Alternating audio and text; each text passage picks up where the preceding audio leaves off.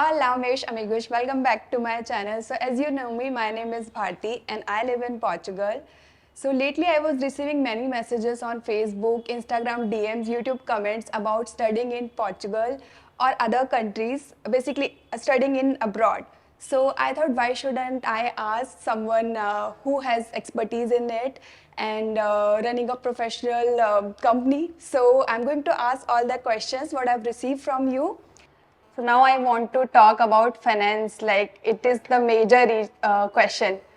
What are the estimated tuition fee for any course in general if we talk about? Right. So it again varies on country to country because as we are discussing for the overall abroad countries, so it varies from country to country again. So I'll just brief you average tuition fees. It can be less bit than that. It can be more than that actually. But I'm talking about the overall average fees actually for country to country. If we talk about the countries like USA, normally every student can complete in between 20 to 30 lakhs in USA. Even if the university tuition fees is more, the students are going to pay more actually for this. But on an average, it is going to be around 20 to 30 lakhs INR as a fees from India actually. When they go for USA. But if you talk about Canada, so normally if they are going for colleges, the fee structure is average range of around like 8 to 9 lakhs per year actually, and some colleges might go up to 10 lakhs also per year. So the college tuition fees for the Canadian market is going to be around 9 to 10 lakhs on an average. And if you talk about the universities, universities is around like let's say 15 to 20 lakhs range. But most of the students, if they are looking for career oriented, not into the research, they are going with the colleges option basically. But every students in our Indian mindset wanted to do a master's degree. But a student wanted to understand what is the education system in Canada first of all, and accordingly choose their right options here. So in that case, the college fees is little lower than the university fee structures in Canada especially. That is the average fee structure. And when we talk about like UK, it is going to be a 1 year masters because the rest all countries might be 2 years or 2.5 years depending on the countries. But in UK, our master's degree is only for 1 year. So it is a shorter course, I can say basically, so of all the countries. So the academic curriculum is designed that way. So for this 1 year, it is going to cost less than 20 lakhs. And this is the average fee structures in UK. And when we talk about Australia, Australia looks bit expensive. It goes like around 30 to 40 lakhs for the whole tuition, for the whole studies, because it's mandatory to study 2 years of courses there actually. Okay. So if you study 2 years courses, then only you are eligible for post-study work permit here. So in that case, any student who are looking to study in Australia has to have their courses duration for more than 2 years. In that case, the tuition fees is per year, it is going to be 15 to 20 lakhs. The overall cost might be 30 to 40 lakhs on an average. So, and when it comes to European countries like Portugal or Latvia or Lithuania or Estonia, Poland, or there are some countries which has lower tuition fees. Even the students can study at 3 to 4 lakhs per annum and complete their studies. But if you talk about when it comes to countries like France or Netherlands or Sweden or Denmark or Switzerland, these countries, the cost of the education is little higher. Because even though the government is funding for the students, but still the cost of education is higher and the wages is higher in these countries. That's the major reason where you need to have little high tuition fees in these countries. But again, coming into apart from Singapore, like Ireland, again Ireland has 1 year of masters. Again, even Ireland has 1 year of masters, and the costing is going to be like around less than 15 lakhs in these countries basically. And yeah, so this is all the average cost which we are talking in all the countries. It may be less, it may be high, again depending on the universities. Yeah, definitely. So the tuition fee, where is less in countries like, as you mentioned, Poland, Malta, all this. Do you recommend studying there? Do you think like if they are charging less, there is some quality also matters? Again, see, we cannot judge the quality based on the tuition fee here, because quality depends on the university, because there are a lot of public universities even in Poland charging less tuition fee. So we cannot directly comment on that, like if we are paying less tuition fee or getting less quality of education. Okay. The quality of education always matters on the state universities and the private universities. Even there are a lot of private universities who maintain that quality of education, even they are charging the tuition fees. So it all depends on the country to country, because it depends on their economical standards, it depends on their country living expenses and their system actually. Yeah. Their students also want to know if there are some scholarship, financial aid options available when they go to study there. Yes, of course, because scholarships and finance is both interrelated again, because every student cannot afford the tuition fees to go to abroad, right? Now in India we are having such a better opportunity where RBI is getting a new rules and regulations where the students can avail easy education loans actually to go abroad, and even the banks are ready to provide. Even there are a lot of NBSs, which is called non-banking financial corporations, who are ready to give education loans to the students with less collateral or without collateral securities right now. So where the student can utilize these options. And yeah, scholarships again, coming into the scholarships, universities are ready to give the scholarships to the students, but we should meet the entry requirements for that. Yeah, for sure. Yeah. Can you also provide guidance on budgeting for living expenses? Yes. So again, as regularly we are speaking about the individual countries, like if we talk about USA, we have the average living expenses of $1,000 to $1,500 per month. Depends on the cities where they live actually. But on an average, $1,000 is enough for them to get into the living expenses in the better cities basically. Okay.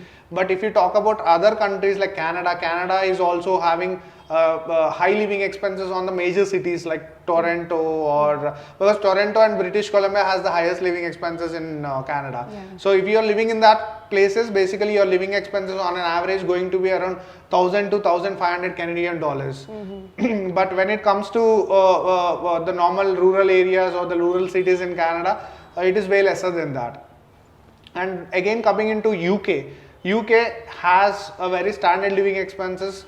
If you talk about London is a very popular city where every student wanted to live because of their standard of living or their economical behavior and stuff. But when it comes to this living expenses in London, it is going to be around 1,000 pounds per month it is going to be. And if you talk about non-London cities, like their living expenses can be managed at 700 pounds approximately per month. Yeah, definitely not. Yeah. And for Australia again it varies, because if you are living in the cities like Sydney, Melbourne, in the major cities, then your living expenses on an average will be around like 1,500 on an average basically. This is the normal standards, but as per the embassy the cost is a little high, but I am talking about the average standards. But if you talk about the overall Australia cost, apart from these three major cities, it is going to be less than 1,000 Australian dollars basically. And when we talk about Schengen countries, again there are a lot of countries in Schengen area. So countries like France, Germany or Sweden or Norway or Denmark, these countries have little high cost of living expenses. When you talk about Paris, it's a very popular city again in France. When you talk about like Berlin or Hamburg or some popular destinations in Germany, again they have like their living expenses of 1,000 euros approximately per month, and more than even 1,000 actually. So even the other countries like Sweden, Norway, Finland do have the similar living expenses. And if you talk about some other countries like Poland or Portugal or Latvia, Lithuania or some Malta countries, basically their living expenses is going to be around 500 to 600 euros on an average. So that is the living cost. So when we talk about Ireland living expenses, again it goes like around 1,000 euros approximately per month they have to be get managed. But each and every country has their own part-time limits. Along with their living expenses, the student can be managed through their part-time jobs, because It will also help the students to get into the part-time jobs and use that money for the living expenses, definitely. So I would like to ask about the visa, because first the visa comes and then we go there. So what are the visa requirements for chosen country, or you can say in general about the countries? So when we talk about the visa requirements, it varies again on the country to country, because all the countries, when you wanted to go abroad, majorly look about your profile. So whether you are going for the specific course which is related to you, or if it is not related, do you have any specific experience related to your program or the course which you are going. If not, then the other major requirements would be the financial requirements. How far it is better for the student to get the funding, whether they are going on the education loans or whether they are going on the personal funds, how these funds are coming from, and whether the student is able to support the living expenses and the tuition fees in abroad or not. So that they should not be a burden for that local government when they go abroad, right? So that is a major focus on the finances. And other requirements, every country has their own interview process actually, or the documentation process that we have to follow. So for US, you have to attend a face-to-face interview. For rest all countries, like you have the option to drop your visa in the VFS center, so that they evaluate your documents, understand your requirement. For that, you need to attach a covering letter and an SOP for the visa process. But normally, if you talk about some European countries have their face-to-face interview basically, but rest all countries go with the documentation process and understanding the student on basis on their SOP.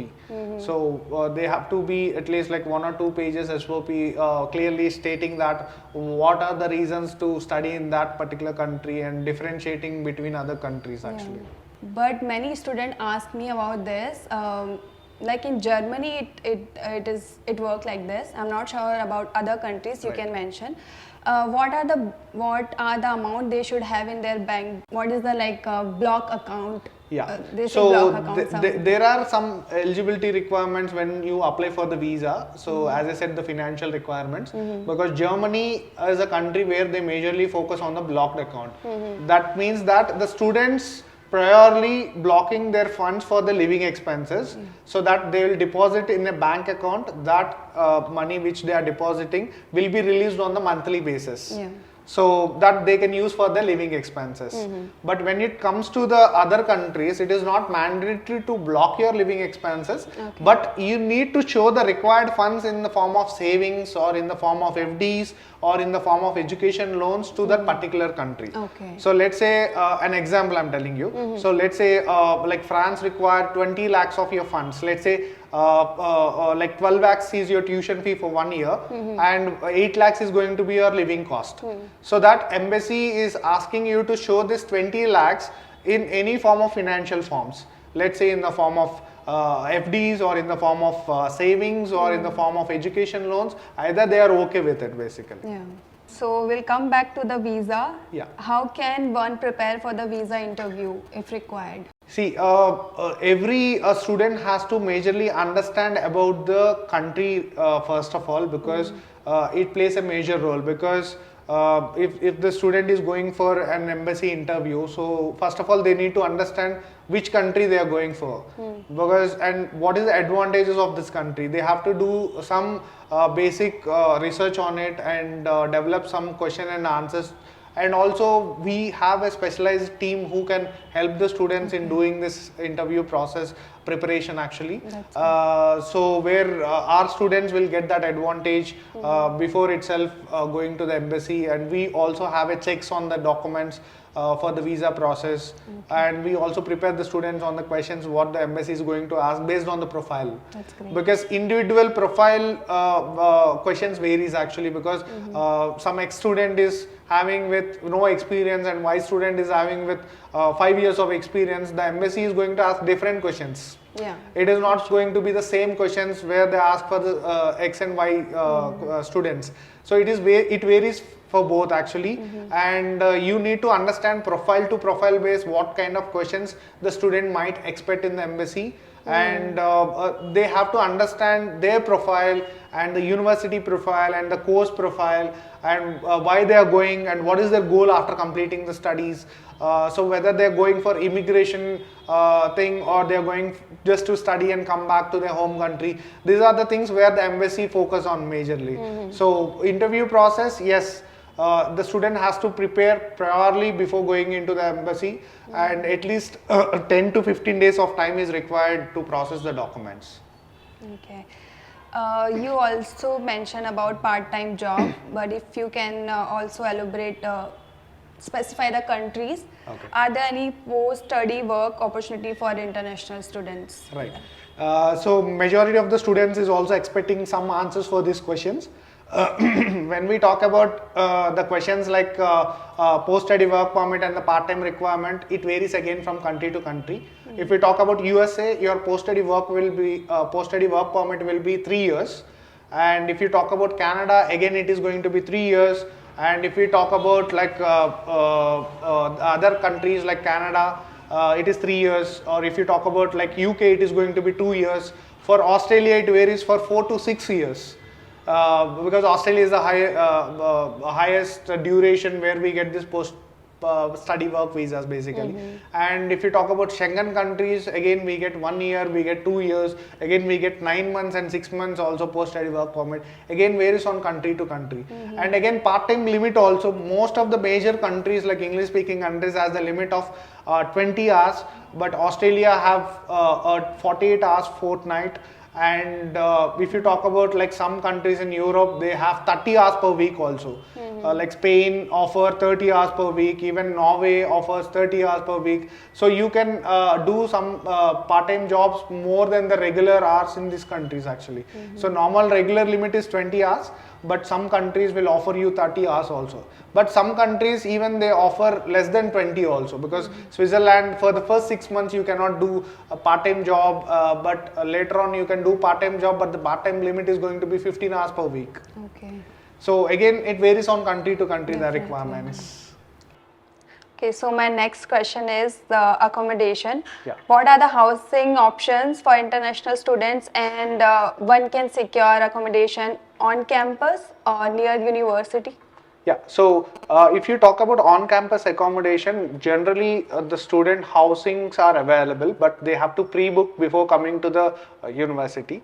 But if you talk about the living cost and the accommodation cost inside the university and outside the university, it varies actually. Because if you talk about on-campus accommodation, the costing is little higher when they are going to take the outside, that is sharing accommodations, and they split, and the costing is going to be less. If you go to the on-campus accommodation, you have to spend little high on their accommodation. Again, they have to, both the places, they have to prepare their own meals and do their regular meal preparation by self, or they can opt for the meals in the on-campus option as well. It is not included in the accommodation, so you have to pay then and there. So if you want to have a meal, you pay like 3 to 4 euros in normally European countries per meal actually. Yeah, so per meal. And so that's how like your meal plan is also included in the accommodation. If you wanted to opt it, you can opt it. It's an optional one.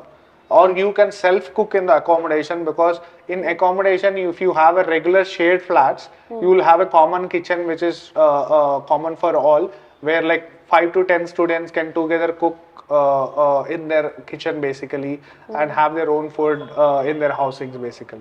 And when we talk about like countries to countries, their accommodation cost varies as we discussed earlier. So on-campus accommodation, off-campus accommodation, if you have already friends or relatives or already known people in abroad who are already there, so if they are suggesting and giving you an accommodation place, definitely go ahead with it. If there is no option basically that I cannot find my own accommodation outside, then you have to choose at least 2 to 3 months on-campus accommodation, and then later on move outside for the off-campus accommodation. Once you make friends, automatically you will come to know what are the options available off-campus, and you can make some regular group and take a 2 BHK or a 3 BHK in common and share and pay the splits actually. But then if they want to change on campus, how you pay? It's monthly or they have to pay yearly? It's monthly basis It's because accommodation wherever you take, it has to be monthly basically. There is no yearly base actually. But some universities has an option that you want to pre-book. Okay. Pre-book all the semesters, or for at least a year you can pay it priorly. There might be some discounts available on the overall fee paying, but generally every university on campus have the option to pay monthly basis, even the off campus as well. Yeah, so you can But you have to pay the deposit prior to that. Deposit is mandatory for the off campus and on campus both. They might expect at least a 1 month or 2 months deposit depending on the requirements actually, but regularly it is the same. Health insurance mandatory for international students? Yes, it is preferably recommended to have a health insurance, because if you have an health insurance, it is easy for you to get the treatment in the local hospitals. If you are taking an health insurance in that particular country, if you talk about US, universities are offering a health insurance. It is easy to get the medical treatment done from the local places or the hospitals actually.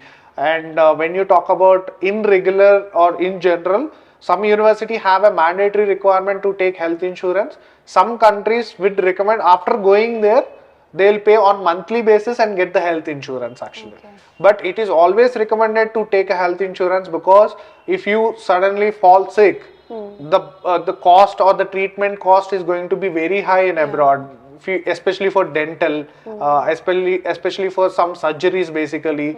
It is going to be on a higher side actually. It's always recommended to have the local insurance so that you can save that costing if you are falling sick or if you're meeting some unusual accidents basically. So it is always best to have the insurance which will get covered automatically. So the insurance you have to have before traveling? Yeah, some countries, as I suggested, before traveling, some countries even after going there, you have to inform the university to get you the medical insurance, because some countries will accept health insurance from the regular Indian companies. Okay. Some countries have to mandatorily take the insurance from their local companies actually. Okay. So that has to be checked on country to country base. So there's one question about cultural adjustment. What support services are available for international student adjusting to a new culture? Yeah, so this is also a major question where the students might be having a question in their mind. When it comes to this cultural difference, yes, of course, if you talk about India, we have like close to many states, like 29 states in India, and this all 29 states have different cultures, different languages. So if you go to a different state, from one state to another state in India itself, you can see that cultural differences. Yeah. Of course, you are going to abroad. The cultural differences will be there, but you have to adjust according to the situation actually.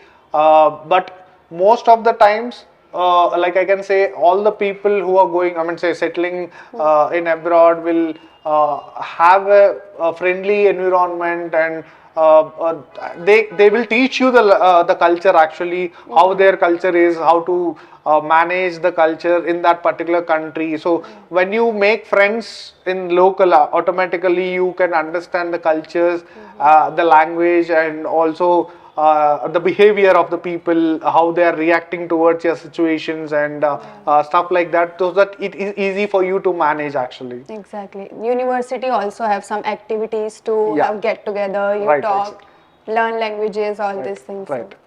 So universities will also help most of the students to build these cultural differences actually, because they have a lot of sports activities, they have a lot of like extracurricular activities in their university structure. So automatically the students can bind together and get some best friends and exchange their cultures definitely. So there's one question about employment. You mentioned about work hours. They have it as part-time. But can you also explain about the rules and regulation regarding work during studies? Right. So as I said, like there is a certain time limit for the part-time, but it is always recommended to work in the limited hours as per the immigration laws. Because if you are working above the immigration laws, you might get caught and get deported from that particular country. So it is always recommended to have adjustment towards the maximum work hours which is eligible to do during your studies actually. So as I said, like the part-time, it is the same, but when it comes to the full-time, it is all the regular mode for all the countries, maximum of 40 hours per week. Every people will work in abroad, the regular Saturdays and Sundays will be off. And some countries like Finland, Norway, they only work for 2 to 3 days in a week basically. So again depends on the country to country, but the maximum hours which an individual can work full time is going to be 40 hours actually. Okay, so I believe it is helpful for you, and thank you for watching until the end. If you like this video, please press the like button, and you can also ask question in comments. I will be also mentioning his contact details, 𝐂𝐿 details in description, so you can also contact them directly. And if you're new on my channel, consider subscribing. See you in next video. Ciao, ciao.